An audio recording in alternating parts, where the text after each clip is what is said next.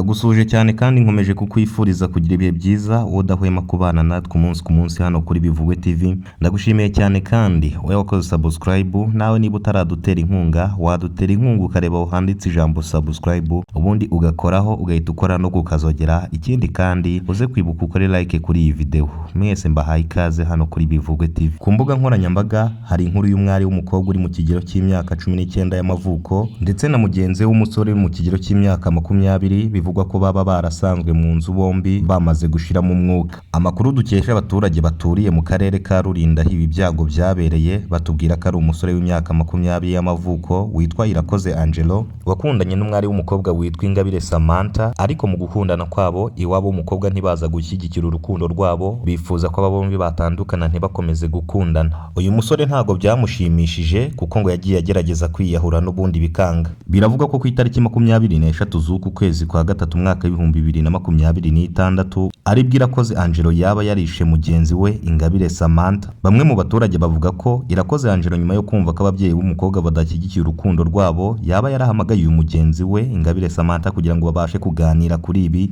Akimara kugera mu nzu ye yabagamo mu karere ka Rulindo yituzi nka geta abasore bakunze kubamo, agahita amwica maze nawe akiyica. Abandi bagatangaza ko umwana w'umukobwa yari agiye i Kigali gushaka akazi, hanyuma rero akaza guca kuri uyu musore mu buryo ababyeyi be batazi, maze akaza guhita amwica nawe akiyica. Impamvu nyamukuru y'urupfu rw'aba bombi ntabwo iramenyekana kuko urwego rw'igihugu rw'ubugenzacyaha RIB ntiruratangaza impamvu nyamukuru yaba yateye uyu musore kwica uyu mukobwa. Ni mu gihe benshi bakomeje kugenda bashengurwa imitima n'uru rupfu rw'aba bombi.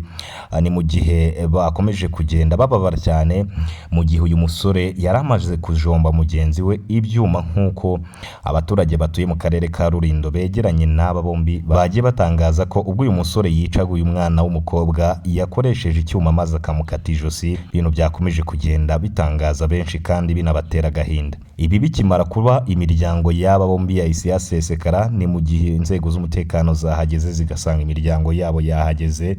Ndetse mu gahinda kenshi umuyobozi w'akarere ka Rulindo nawe akaba yagize icyo avuga kuri uru rupfu rw'uyu mwana w'umukobwa ndetse n'uyu mwana w'ubuhungu.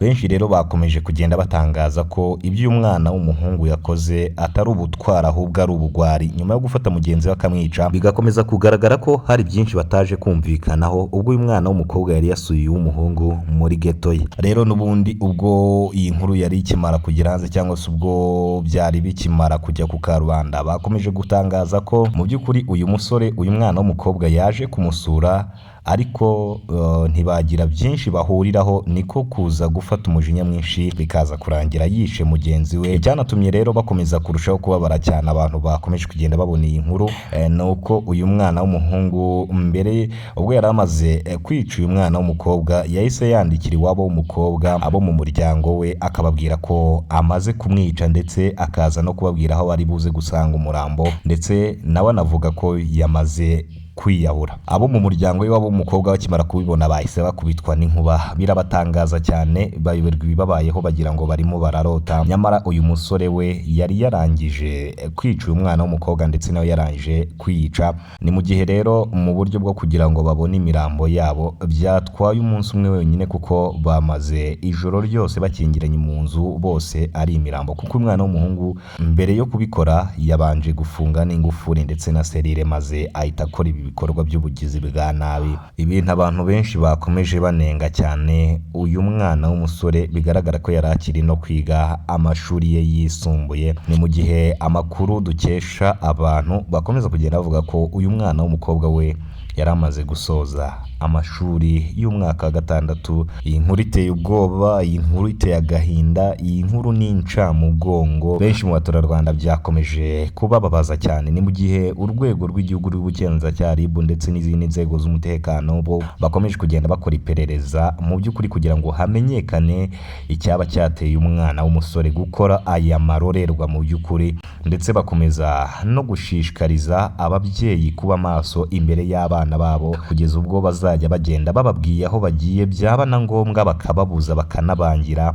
kugira ngo umwana w'umukobwa agende cyangwa se undi wari we wese. Nibyo bikomeza kugenda biteza ibibazo nk'ibi ngibi. Naho ubuyobozi bwo bwakomeje kunenga cyane uyu musore mu by'ukuri wakoze amarorerwa nk'aya ngaya, nubwo nawe yaje guhita yica bakomeje gutangaza ko uyu musore ibyo yakoze atari ubutwari ahubwo ari ubugwari, kuko yamaze kwambura mugenzi we ubuzima nubwo nawe atisize. Twese muri komenti mu bitekerezo byacu dukomeze twandike tuti iruhuko ridashira kuri uyu mwana w'umukobwa wavanywe mu buzima na mugenzi we, nyamara yari agifite byinshi byo gukorera igihugu ndetse nawe yari afite byinshi byo kuba yakwikorera akiteza imbere, ariko uyu mwana w'umusore akaba yamaze kumwambura ubuzima, ibintu by'ubugwari cyane. Reka nanjye mbashimire kandi mbashishikarize kuza gukanda subscribe niba ari ubwa mbere wari ugeze hano kuri uyu muyoboro wacu, babwire ko uyu muyoboro wacu witwa Bivugwe TV ariho hatambuka amakuru menshi atandukanye, niho uzajya uyasanga. Kanda subscribe rero kugira ngo tuzajye tubana muri byose. Ngiye rero reka mbashimire, amahoro y'Imana abane namwe kandi Uwiteka abarinde muri byose.